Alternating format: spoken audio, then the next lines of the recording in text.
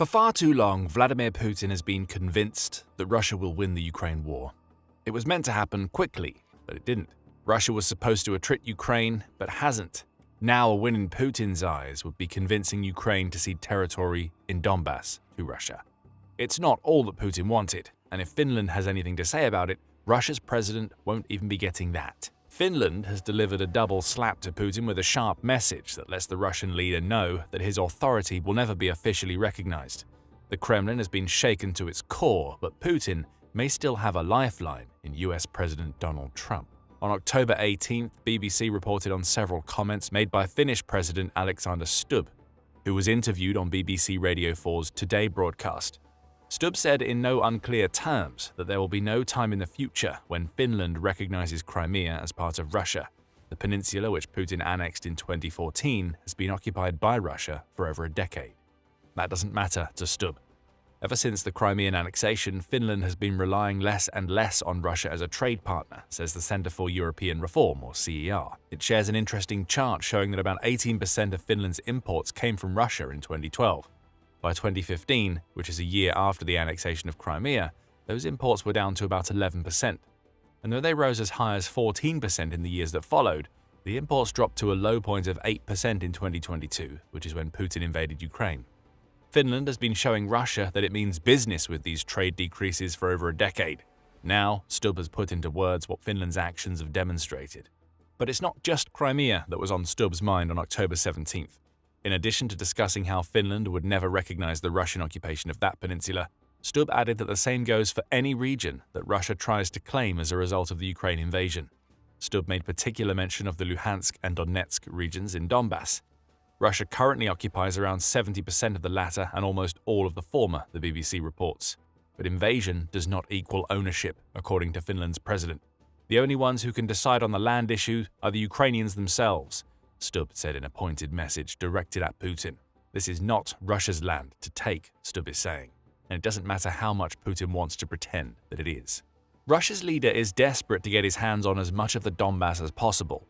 Al Jazeera explained a few of the reasons why in an August 19th article, noting that the Donbass offers strategic, economic, and symbolic benefits to the Kremlin. On the economic side, the outlet quotes the Center for Strategic and International Studies' Mark F. Kantsian, who says, "The Donbass was highly industrialized in the mid-20th century, though it became something of a rust belt after the Cold War." Kantsian adds that the region's farmland is some of the best in the world. So Putin may be looking at reinventing the industrialized Donbass of the Soviet era, while taking advantage of the region being a breadbasket for much of Europe.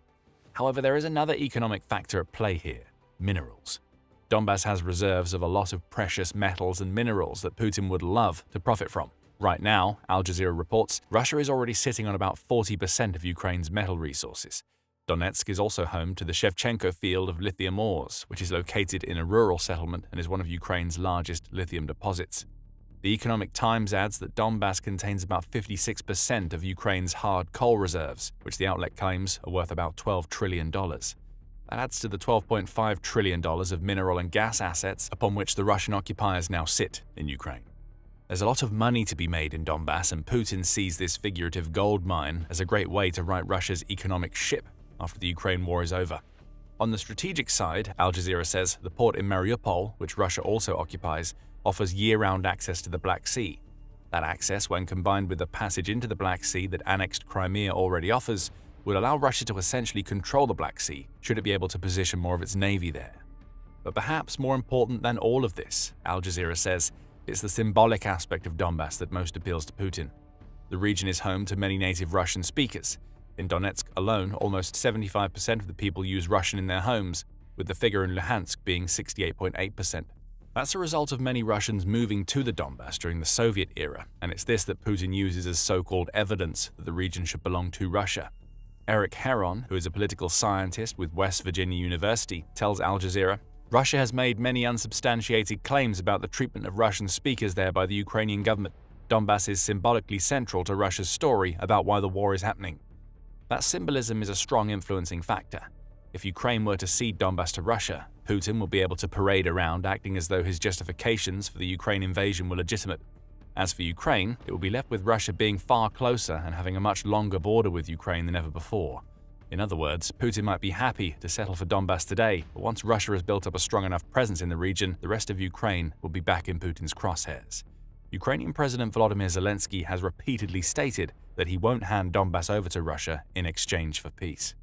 Now, Stubb has thrown his hat into the ring. With just a few words, Finland's president has told Putin that any annexation of the Donbass that isn't entirely Ukraine's decision will be met with the Finnish cry of illegitimacy.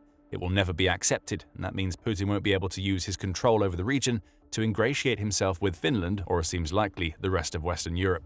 That was Stubb's first slap to Putin's face. As Russia's leader attempted to right himself, figuratively rubbing a Finnish handprint in an attempt to soothe the sting, Stubb delivered a second slap to the other cheek. Ukraine must join the European Union or EU, and ideally, NATO. I want to make sure that Ukraine, when this war is over, retains its independence, retains its sovereignty. In other words, becomes an EU member state and hopefully a NATO member, and also maintains its territorial integrity. Euromaidan Press reports Stubb as saying, "That is what we're all fighting for right now." Ukraine joining the EU may not have much of an impact on Putin, at least if the man himself is to be believed. In September, Russia's leader tried to claim that he never had any issue with Ukraine joining the EU, according to DW. The outlet points out that Russia has never officially opposed Ukraine's desire to join the EU. Putin said the same thing during a September visit to China, stating, "As for Ukraine's membership of the EU, we have never objected to this," before adding, "As for NATO, this is another issue." In other words, Russia seems to be saying fine to EU membership, but no to NATO. Stubb wants both for Ukraine, and Putin's comments about EU membership could also be disingenuous. Though it's true that Russia has never officially opposed Ukraine's attempts to join the EU, and that it would not be able to as a non-member, it's also important to remember the goal of Russia's supposed special military operation. There's a reason why the early days of the invasion saw Russia trying to penetrate Kyiv. Putin believes that Ukraine shouldn't exist as a sovereign nation. Perhaps Putin never lodged any official complaint about Ukraine's desired EU membership because he thought the country would be under Russia's control before any of that mattered. Ukraine isn't under Russian control. Now Putin seems to be trying to use EU membership as a way to get what he wants out of Ukraine right now: Donbass. Returning to Stubb's comments, there are now two questions to ask. Will Ukraine be able to join the EU, and will it eventually join NATO? The EU question is the far easier of the two to answer, as Ukraine has applied and is currently in negotiations with the EU for its membership. Accession negotiations were greenlit by the EU in December 2023, and the EU officially opened those negotiations about 6 months later. European Commission President Ursula von der Leyen was also quick to point out that the EU would be more than happy to welcome Ukraine into the fold. "Europe is in the eyes of all Ukrainians who fight for a better future, and together we can win this fight. Together we can complete our union. Together we can bring Ukraine in our common European home. This is the dream of Ukraine's heroes and Ukraine's martyrs, and it's our dream too. Together we are Europe," von der Leyen has said of Ukraine's desired EU membership. In February, von der Leyen added that Ukraine is on track to join the EU before the decade is through. "I really appreciate the political will that is there. I would even say Ukraine's merit-based process, if they continue at that speed and at that quality, perhaps they could be earlier than 2030, the European Commission President claimed. Hold on a second. 2030? That's a long way for Ukraine's EU membership, which could raise some questions as to whether the EU is actually serious about welcoming Ukraine into the bloc. Those questions are dispelled when you realize that the EU is a very bureaucratic organization, and the 6 years from when Ukraine applied to the end of 2029 is actually pretty fast-tracked when it comes to EU membership. As the Pew Research Center notes, the average time from EU application to official membership is about 9 years, so Ukraine will be 3 years ahead of the curve. Ukraine's EU membership, though not exactly a given, seems very likely. The country's prospective NATO membership, which Stubb says he and Finland support, is far less certain. Putin has objected to this possibility many times in the past, and he's not the only one. On August 18th, ahead of a meeting with Zelensky at the White House, Trump said that Ukraine's president could end the Ukraine war if he wants to. However, there would be no going into NATO by Ukraine, included as part of any peace deal. This seems to be Trump communicating to everybody that Putin has made it clear that Ukraine's NATO membership is a deal breaker for Russia. Trump saying these things is a major problem for Ukraine. After all, the US is rightfully the major power player in NATO thanks to its enormous military budget, its ties to the rest of NATO members, and the 5,225 nuclear weapons that the Arms Control Association claims the US has in its stockpiles. Writing for the Cato Institute in March, Doug Bandow highlighted that Ukraine has received a no from successive US presidents. Trump's latest refusal might be the most recent, but both Joe Biden and Barack Obama have refused to consider Ukraine entering NATO. Interestingly, Bandow notes that former President George W. Bush was a proponent of Ukraine's NATO membership, though he adds that Bush's support may have been the problem that triggered everything we've seen in Ukraine over the past 2 decades. The transatlantic alliance's resulting promise to include Kyiv, made at Bush's behest at the 2008 Bucharest NATO summit, was an essential factor in Moscow's decision for war nearly 14 years later, Bandow writes. It's clear why Ukraine wants NATO membership. It hopes that this membership will deter Putin from any further aggression. If such membership were achieved as the Ukraine war rages, it would also mean that Putin faces a problem. Continuing to attack Ukraine in that scenario would trigger Article 5 of the NATO Charter, which would mean starting a war with all 32 NATO members along with Ukraine. That explains the US refusal.